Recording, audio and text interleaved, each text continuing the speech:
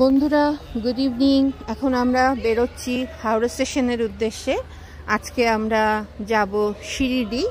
আমরা আজাদিন এক্সপ্রেসে যাব, হাওড়া পুনা আজাদিন এক্সপ্রেস। তো সেটা হলো 9:40 হাওড়া থেকে ছাড়বে। তো আমরা বেরিয়ে পড়েছি। এখন 7:15 বাজে। হাতে টাইম নিয়ে যাওয়া ভালো, কারণ আজ উইকডেজ, যে কোনো জায়গায় যে আমি আটকে যেতে পারি। তো সবসময় আমরা হাতে একটু সময় নিয়ে বেরোনোটাই ভালো মনে করি। তো আমরা এখন বেরোচ্ছি আমাদের কমপ্লেক্স থেকে। আর আজকে ট্রেনে উঠবো শিরিডি যাওয়ার জন্য। শিরিডি থেকে আরও 2-1 জায়গায় যাব। যাই হোক, আকাশে খুব মেঘ করেছে। এখনও এখানে বৃষ্টি শুরু হয়নি, কিন্তু মনে হচ্ছে বৃষ্টি শুরু হবে। আর এই বর্ষাকালে শিরিডি যাওয়ার একটা আলাদা মজা আছে, ভীষণ ভালো লাগে। তো আমরা দেখো প্রায় মিলেনিয়াম পার্ক ক্রস করছি এখন। হাওড়া স্টেশন আর বেশি দূর নয়, কিন্তু এখন আমরা একটা মেসেজ পেলাম রেলওয়ে থেকে যে আমাদের ট্রেন 3 ঘন্টা লেট চলছে, মানে 12:30টায় পরে ট্রেন ছাড়বে। তার মানে বুঝতে পারছো, আগে জানলে তাহলে আমরা সেভাবেই আসতাম। আর এদিকে রাস্তায় কিন্তু বেশ মুষলধারে বৃষ্টি পেয়েছি আমরা হাওড়া স্টেশনের কাছাকাছি। তো চারিদিকে জলে জল একদম, সেজন্য পুরো জিনিসটা তোমাদের আমি শেয়ার করতে পারলাম না। যাই হোক, দেখো এখানে ঢুকে পড়েছি হাওড়া স্টেশনে। আমাদের এখন এখানে ওয়েট করতে হবে 3 ঘন্টা, তারপরে আমরা ট্রেন পাবো। চলো দেখি কোথায় বসা যায়, কারণ ভীষণ গরম করছে, প্যাচপ্যাচে গরম আর বৃষ্টি চলছে। তো সেই মুহূর্তে একটা চোখে পড়লো একটা নতুন জায়গা, সেটা হলো একটা এক্সিকিউটিভ লাউঞ্জ। এটা এর আগে দেখিনি হাওড়া স্টেশনে। তো এর ডিটেলস আমি তোমাদের সাথে নতুন আরেকটা ভিডিওতে শেয়ার করে দেব। তো আমরা আপাতত এখানে চলো ঢুকে জিজ্ঞাসা করি কি ব্যাপার, কি লাগে এখানে বসার জন্য। দেখতে তো বেশ ভালোই লাগছে, একদম এয়ারপোর্টের লাউঞ্জের মতো। সুন্দর গণেশ লক্ষ্মী রয়েছে। চলো দেখা যাক, রিসেপশনে জিজ্ঞাসা করি। তো রিসেপশনে জিজ্ঞেস করে জানতে পারলাম এখানে 50 টাকা করে লাগে per person for per hour. তো যাই হোক, আমরা এখানে 3টে বসার জায়গা নিয়ে নিয়েছি। এখন আমাদের প্রায় রাত্রি 12:15। তো এবার আমাদের ট্রেন দিয়ে দিয়েছে 18 নম্বর প্ল্যাটফর্মে, সেটাই দেখালো। তারপরে আমরা বেরিয়ে এসেছি ওখান থেকে। তবে এক্সিকিউটিভ লাঞ্চে বসে কিন্তু বেশ ভালো লেগেছে। ওখানে ফুড কোর্ট সমস্ত কিছু আছে, টয়লেট সমস্ত কিছুই আছে, বেশ পরিষ্কার পরিচ্ছন্ন। চলো এবার লাগেজ চেকিং করাতে হবে। এটা তো এখন আমাদের এখানে নিয়ম করে দিয়েছে, এবং এটা ভালো একটা ডিসিপ্লিন যে লাগেজ চেকিং করানো। চলো লাগেজ চেকিং করিয়ে তারপরে আমরা যাব প্ল্যাটফর্মের দিকে। আজকে ইচ্ছা আছে একটু ম্যাগাজিন কিনবো। বহু বছর হয়ে গেছে হাওড়া স্টেশন থেকে সানন্দা বা হিন্দির কিছু ম্যাগাজিন খুব ভালো ভালো, সেগুলো কিনতাম, কিন্তু আজকাল আর সেগুলো কেনা হয় না। তো আজকে ইচ্ছা আছে সেটা একটা কেনা। চলো দেখি। আমাদের লাগেজ চেকিংও হয়ে গেছে। তো আমাদের যেতে হবে 18 নম্বর প্ল্যাটফর্মে। 18 নম্বর প্ল্যাটফর্মেই ট্রেনটা দিয়েছে। চলো যাই। আর আমি তোমাদের সাথে আমাদের এই পুরো শিরিডি ট্রিপ এবং তার সাথে আরও কিছু ট্রিপ আছে, সেগুলো নিশ্চয়ই শেয়ার করব। তার জন্য তোমরা অবশ্যই আমার চ্যানেলটাকে সাবস্ক্রাইব করে দিও, তাহলে নোটিফিকেশান পেয়ে যাবে। আর যদি ভালো লাগে তাহলে একটা লাইক করে দিও, বা তোমার ফ্রেন্ডস অ্যান্ড ফ্যামিলির সাথে শেয়ার করো। দেখো আমরা হাওড়া স্টেশনে ঢুকে পড়েছি, কিন্তু দুঃখের বিষয় হলো কোনো বইয়ের স্টল নেই। যে ইনার হুইলগুলো থাকতো আগে, এখানে আজকে কিচ্ছু নেই, শুধু খাবার, শুধু কোল্ড ড্রিঙ্কস আর খাবার। দেখো ট্রেন দিয়ে দিয়েছে স্টেশনে। তো আমরা এবার এই ট্রেনে উঠে পড়বো। বেশি দূর হাঁটতে হবে না, আমাদের সামনেই ছিল A2। তো তবে ট্রেনটা দেখতে না ভীষণ, মানে কিরম একটা পচা পচা দেখতে ট্রেনটা। যাই হোক, ঢুকেও পড়েছি ট্রেনের ভেতরে। একদমই খুবই পুরনো কোচ, বোঝাই যাচ্ছে কম্পার্টমেন্টটা পুরনো। তো তার ফলে সেই আগেকার মতো ছোট্ট ছোট্ট এখন তো আর এরকম নেই। এখন অনেক ট্রেনই খুব সুন্দর করেছে। আগের দিনও খুব সুন্দর ট্রেনও আমি গেছি, কিন্তু আজকের ট্রেনটা আমার একদম পছন্দ হচ্ছে না। যাই হোক, কিছু করার নেই, এতেই আমাদের যেতে হবে। পুরো একটা দিন, আজকের রাত্রি কালকের রাত্রি পুরো কাটাতে হবে এই ট্রেনেই। তারপরে আমরা মানমাদ গিয়ে নামবো। তো এই যে আমাদের সিট এখানে, তবে সিটগুলো বেশ ভালো পড়েছে, 2টো লোয়ার একটা আপার আছে আমাদের। আর যেহেতু এটা সেকেন্ড এসি, সেই জন্য ভিড়ভাট্টাটা একটু কম হয়, সেই জন্য এই সেকেন্ড এসিতে যাওয়া। তো এই যে দেখতেই পাচ্ছ পরের দিন সকালবেলা আমি তোমাদের সাথে আবার শেয়ার করছি। ঘুম থেকে উঠে পড়েছি। তো উঠে পড়ার পর মানে ট্রেনটা রাত্রিবেলা ছেড়েছিলই প্রায় 1টা নাগাদ, তারপরে ঘুমিয়েছি। বুঝতেই পারছো আমরা উঠেছি অনেক লেটে সবাই। তো এখন সকাল থেকে অল্প কিছু ব্রেকফাস্ট করে নিয়েছিলাম ট্রেনের থেকেই খাবার নিয়ে, বেড অমলেট। এই বই পড়ছি সাথে টাইম পাস বই কিন্তু খুব ভালো একটা বন্ধু আর কি আমাদের যখন লং রুটে আমরা যাই। দেখো এখানে একটা সুন্দর লাইটও আছে। কাল রাত্রে আর দেখাতে পারিনি কারণ ভীষণ ঘুম পেয়েছিল, ট্রেনে ছাড়ার পরই ঘুমিয়ে পড়েছিলাম। দেখো বাইরে কিন্তু ক্রমাগত বৃষ্টি চলে যাচ্ছে, আমাদের সাথে সাথে বৃষ্টিটাও যাচ্ছে, কত দূর যাবে জানি না। আর দুজনে তো ল্যাপটপ নিয়ে অফিস চলছে। আমাদের সেটাই হয়, আমরা যখনই বাইরে যাই তখনই দুজনের 2-3টে ল্যাপটপ যায় আমাদের সাথে, তার জন্য আলাদা একটা লাগেজ হয়। তো এবার আমরা করব লাঞ্চ আমি বাড়ি থেকেই বানিয়ে নিয়েছিলাম, কারণ আমরা ট্রেনের খাবারটা অ্যাভয়েড করি, কারণ একদমই খেতে ভালো লাগে না এবং কোয়ালিটিও একদম ভালো হয় না। তো আমরা বাড়ি থেকে কালকে লুচি, আলুর দম, আর যেহেতু থার্সডে ছিল আমার সাজাও হয়েছিল সাই বাবা, তো সেগুলোই নিয়ে এসেছি, সাথে মিষ্টি আছে। চলো আমরা এবার লাঞ্চ করে নিই। বেশ ভালোই লাগছে অনেক দিন পরে ট্রেনে, তবে ট্রেন কিন্তু এখন প্রায় 6 ঘন্টা লেট চলছে। আমরা 3 ঘন্টা লেটে উঠেছিলাম, ছেড়েছিল 3.5 ঘন্টা লেটে, এখন প্রায় 6 ঘন্টা লেটে চলছে। মানে যাদের ঝারসুগুড়ায় নামার ছিল ভোর 5টার সময়, তারা 11টায় নেমেছে।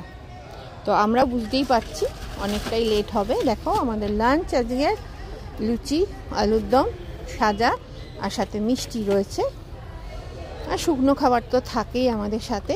তো এবার লাঞ্চ করে নিই, এখন প্রায় 1:30 বাজে। তবে ভালো লাগছে, লেট চলছে ঠিক কথা, হয়তো কালকে কখন পৌঁছবো জানি না। তবে আমাদের এমনিতে মানমাদের নামার টাইম হলো রাত্রি 12:30, 12:40। তো সেটা সবসময় মনে মনে চাই যে একটু ভোরের দিকে নামি, কারণ ওই মাঝরাত্রে ট্রেন থেকে নামাটা বুঝতেই পারছো। তো সাই বাবা হয়তো আমার সেই কথা মনে রেখেই বেশি লেট করে দিয়েছে, মানে 6 ঘন্টা যাতে কোনো অসুবিধাই না হয়। কিন্তু সারা রাস্তা বৃষ্টি আমাদের সঙ্গী হয়ে চলছে। তো তোমরা, আমি এর আগে যে পোস্ট করেছি হাওড়ার যে নতুন ডেভেলপমেন্ট, সেটা নিশ্চয়ই ভিডিওটা দেখেছো। কারোর সুবিধা অসুবিধা ওটা নিশ্চয়ই ব্যবহার করতে পারো, হয়তো সুবিধাই হবে। দেখো সাজা, চলো এবার সাজাটা খাওয়া যাক। লুচি আর সাজা খেতে কিন্তু ভীষণ ভালো লাগে। তারপরে আবার যথারীতি বই পড়া, আর তারা দুজনে কাজ করছে। এখন সন্ধেবেলা, মানে কি করব বুঝে ওঠা যাচ্ছে না, তাই একটুখানি গেমস খেলছিলাম। তারপর ভাবি তোমাদের সাথে একটু শেয়ার করি। এই যে সৌগতও কিন্তু শুয়ে শুয়ে বই পড়ছে, আর আরেকজনও ওপরে তার মোবাইলে কিছু দেখছে বোধহয়, সিনেমা। যাই হোক, তো আমিও বসে বসে খেলছিলাম। বৃষ্টি কিন্তু চলে যাচ্ছে, দেখো নেট পাচ্ছি না, সেই জন্য গোল গোল ঘুরছে। তো রেখে দিয়ে ভাবলাম একটু ভিডিও করি, তোমাদের সাথে শেয়ার করি আমরা এখন কি করছি। আর এরপরে আমাদের নাগপুর এসে গেছে। আমরা নাগপুর থেকে পিৎজার অর্ডার করেছিলাম, তো নাগপুরে সেটা দেবে, সেই জন্য সৌগত আর বিল স্টেশনের বাইরে নেমেছিল। তো যাই হোক, ডমিনোস থেকে দিয়ে গেছে পিৎজা। চলো এবার পিৎজাটা খেয়ে নিই। তবে নাগপুরের পিৎজার অপশান অনেক কম, আমাদের কলকাতায় যেমন অনেক পিৎজা আছে, সেই জন্য একটা ভেজ নেওয়া হলো, একটা নন ভেজ নেওয়া হলো। তবে প্যাকিং সবই কিন্তু ডমিনোজের আলাদা নাগপুরে। যাই হোক, খিদেও পেয়েছে সবার। আর এখন প্রায় 10-11:15, কারণ নাগপুর ঢোকার কথা ছিল 9টায়, সেটাই ঢুকেছে 11:15টায়। তো বুঝতেই পারছো লেটও বাড়ছে। জানি না রাত্রে কতটা মেকআপ করবে বা কালকে আমরা কখন নামবো। তো তোমাদের কীরকম লাগছে ভিডিওটা দেখে জানাতে ভুলো না। পুরো আমাদের এই ট্রিপটা 7 দিনের ট্রিপ তোমাদের সাথে পুরোটাই শেয়ার করব, সেরকমই ইচ্ছা আছে। দেখা যাক, যদিও বর্ষার জন্য অনেক সময় ভিডিও করা যায় না, তাও নিশ্চয়ই আমি চেষ্টা করব। পিৎজা খাওয়া শুরুও হয়ে গেছে, টেস্টও ভালো পিৎজার, খেলাম, ভালোই লাগলো। ঘুমিয়ে পড়েছিলাম। দেখো এখন 6:45 বেজেছে। উঠে ওয়াশরুমে গেছি, ব্রাশ টাশ করে এবার সবাই আমরা উঠে রেডি হচ্ছি নামার জন্য। আর 40 কিলোমিটার বাকি মানমাদ আসতে। বৃষ্টি কিন্তু পড়ে যাচ্ছে, বাইরে আলো ফুটতে শুরু করেছে। আমরা খুব আস্তে আস্তেই লাগেজটাকে গোছাচ্ছি, কারণ সবাই মোটামুটি ঘুমোচ্ছে এখন ভোরবেলা, সেই জন্য চেষ্টা করছি যাতে বেশি আওয়াজ টাওয়াজ না হয়। আমরা জিনিসপত্র গোছগাছ করছি, মানমাদ স্টেশন আসবে। চলো এবার নামবো ট্রেন থেকে। এখন প্রায় 7 ঘন্টার উপরে লেট চলছি আমরা। 7 ঘন্টার পরে আমরা লেটে এসে মানমাদ ঢুকছি। मनमाड स्टेशनवर आपलं स्वागत आहे। कृपया लक्ष द्या 1 2 1 3 0 हावडा एक्सप्रेस पास welcome to central railway Manmad station platform क्रमांक 5 पर।